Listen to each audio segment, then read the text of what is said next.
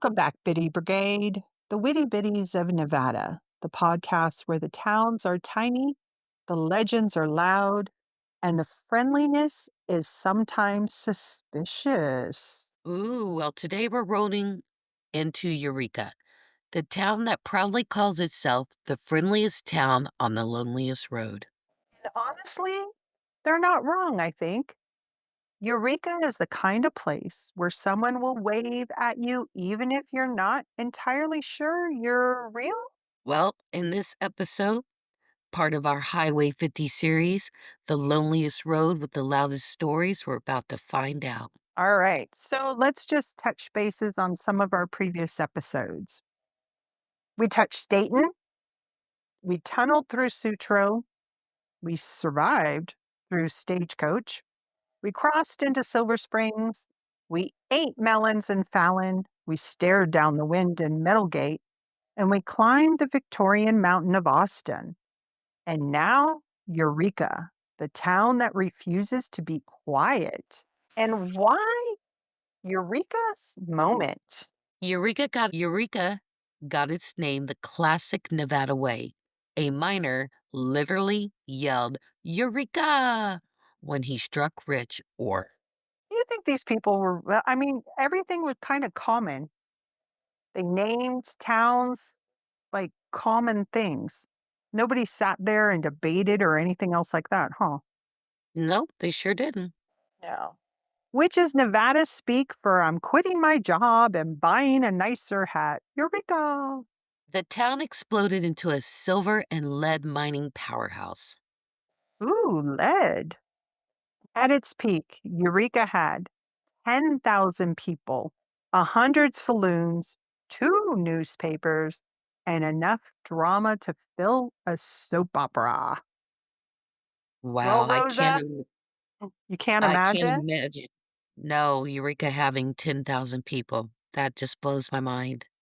I can imagine the 100 saloons, Well, yeah, but I mean, you gotta have that many to, house that many people, or, I wouldn't say house, serve that many people.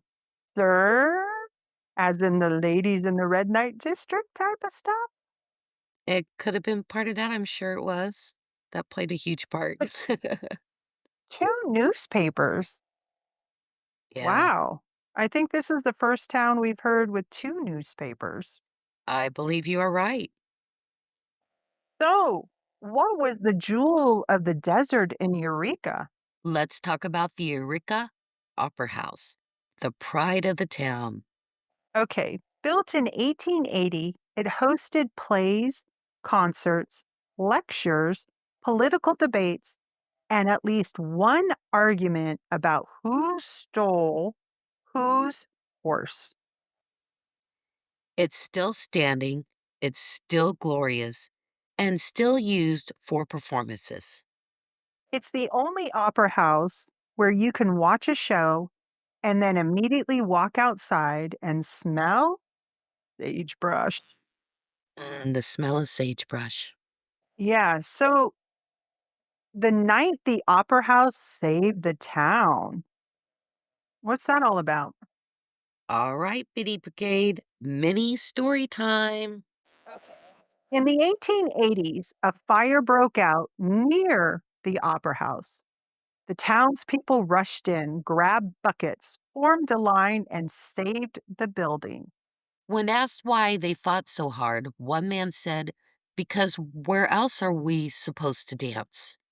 Hey, a man saying he wanted to dance, priorities. Correct ones. All right. The courthouse, the fanciest building for 200 miles? Well, the Eureka Courthouse is a masterpiece. Red brick, white trim, and a clock tower that looks like it's judging you. It's one of the most beautiful historic courthouses in the West.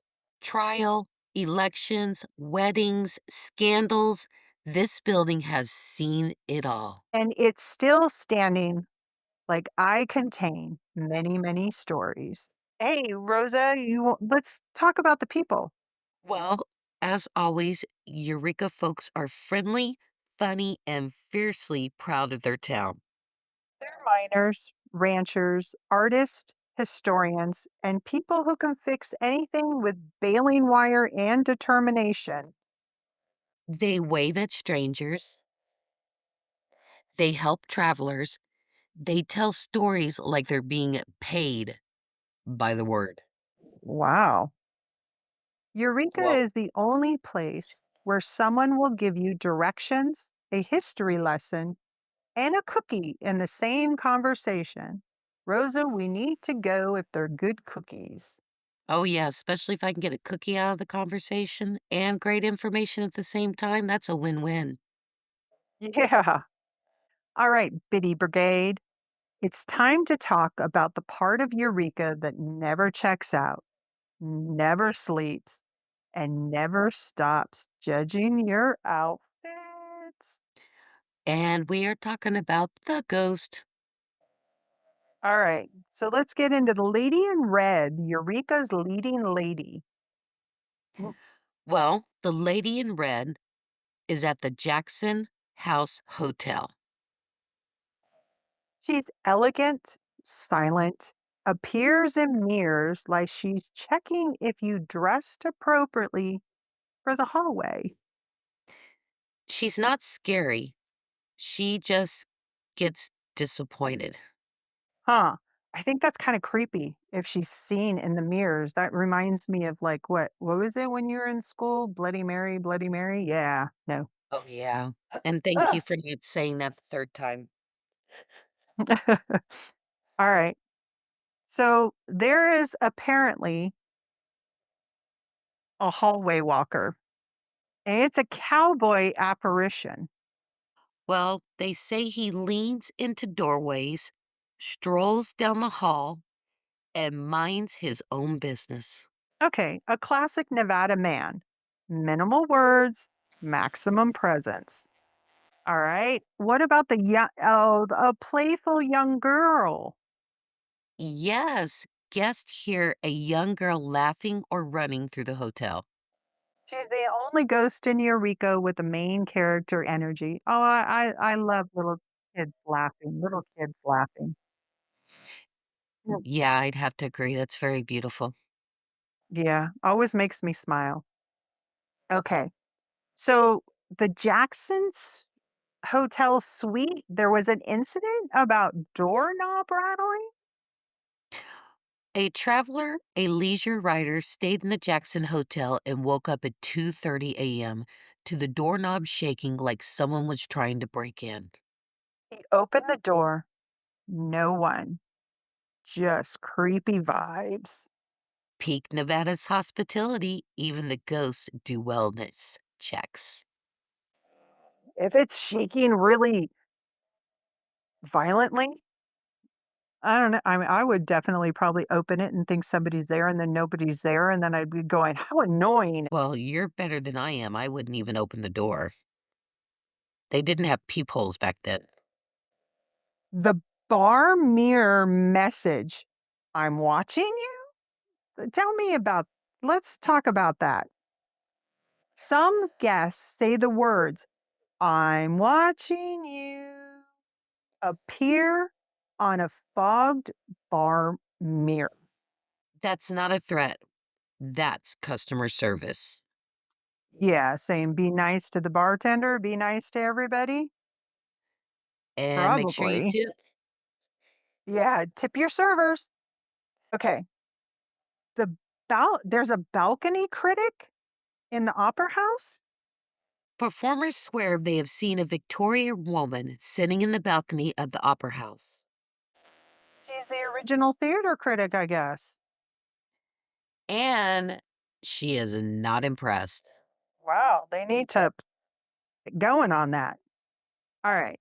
So let's talk about another voice in a hall, the courthouse whisperer. Late at night, people hear footsteps and murmurs in the courthouse. Well, even the ghosts respect the legal system. Oh, I guess so. All right. What about the mirror ghost in a red shirt? The miner in the red shirt, he appears only in mirrors, never in person. Is he shy? Or he just likes good lighting. Could be. They have lights around the mirrors. Uh-huh. Yeah. All right. So, what about the Eureka Sentinel Museum? The old newspaper building is now a museum, and it is incredible. The original printing presses are still there. The walls are covered in 19th century posters, ads, and notices. It's like stepping into a time capsule where everyone has strong opinions and no spell check. Well, I'd like that, honestly. And it's relatable to not have any spell check. Yep, it is. Yeah, no. All right. Get ready. Are we there to learn about the piano music story yet? Well, I'm still not telling you guys which town it is, Oh. but Eureka has the opera house for it. Ooh. All right. Okay, Bitty Brigade, tell us your best Eureka story. The time someone waved at you for no reason, or the time you walked into an opera house and felt like you were being watched. And Rosa, I have a story to tell you about just somebody waving for no reason at all. Well, tell So, me about it. yeah, so I was leaving. I should have told this during our Dayton episode, but it didn't pop my head until just now. But I was leaving the grocery store in Dayton, and there's this sign. It's stuck to like a stop sign when you're exiting out, and it said, "You are amazing." Oh, I love seeing random signs and messages like that. And this is a sign that was done by, somebody that peddles for money. They're homeless or down on their luck. And Oh, it just, yes. yeah, it was kind of nice, made me smile. So if you, Bitty Brigade, even have a story about that, of seeing a sign somewhere that just, made you just smile or remember that you are a wonderful person or made you feel better. And of course, bonus points if your story includes a ghost, a smelter, or a courthouse that judges you, or even what Sherry just said, a wonderful story. Please put it in the comments. Yeah. And let us know what you would like for a bonus point, if it's a t-shirt, a hat, or a mug. All right. So as you guys know, we are the Witty Bitties. Like, thumbs up, comment, and where the opera is grand, the people are friendly, and the ghosts are punctual. And Rosa, can you tell us where we're going to go next? Well, on our next stop on the Highway 50 series, we are going to be going to Ely, Nevada, which I have been to. It's a wonderful little town. The mining town that has the trains, the tunnels, the tells that are taller than the mountains, and the wonderful people. Well, I can't wait to learn a little bit about it. And remember, as always, if you're gonna be a biddy, Be sure to be witty.